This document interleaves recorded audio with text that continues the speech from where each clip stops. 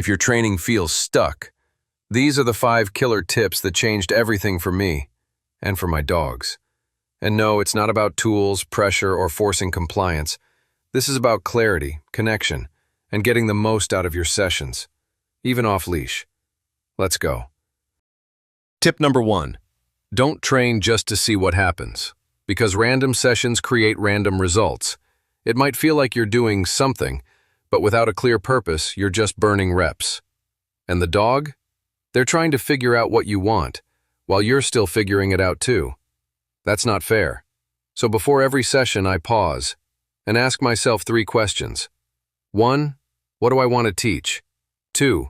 What do I want to improve? And 3. What should my dog feel when we're done? Maybe I want more focus.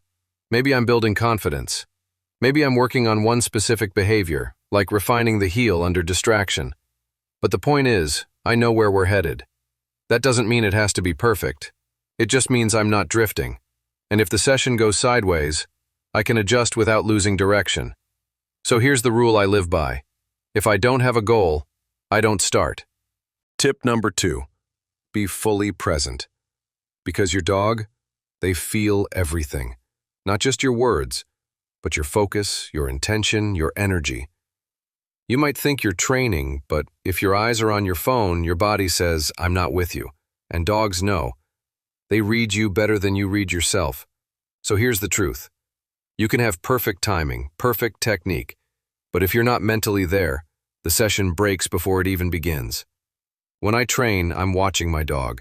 I'm listening to their breathing, their weight shifts, their micro decisions. That's not control, that's connection. Presence is a reinforcer. It tells your dog, you matter to me right now, and that's more powerful than any cookie or toy. So before your next session, don't just prepare your rewards, prepare your mind. Be there. Tip number 3. Mark the start and mark the end. Because your dog needs structure, not guesswork. If training sessions fade in and out without a clear beginning or a clean finish, your dog starts to disconnect. They don't know when to focus and when they're free. So I always start with a cue. Maybe it's a word, a sound, a movement. That moment of closure is important. It tells the dog, we're finished. You did your job. You can let go now. Without that clarity, the dog stays half engaged, and your next session starts on a fuzzy signal.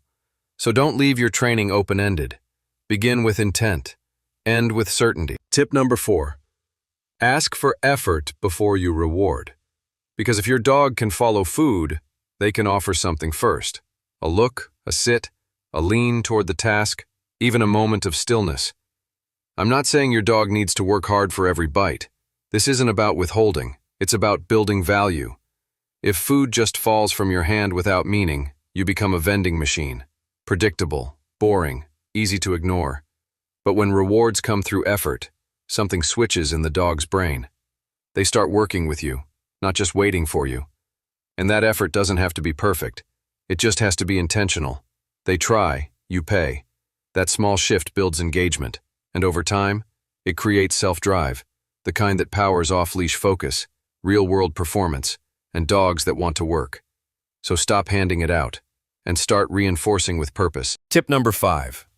Build 10 or more ways to reinforce your dog. Because one reward style, that's easy to predict. And when your dog can predict everything, they stop caring.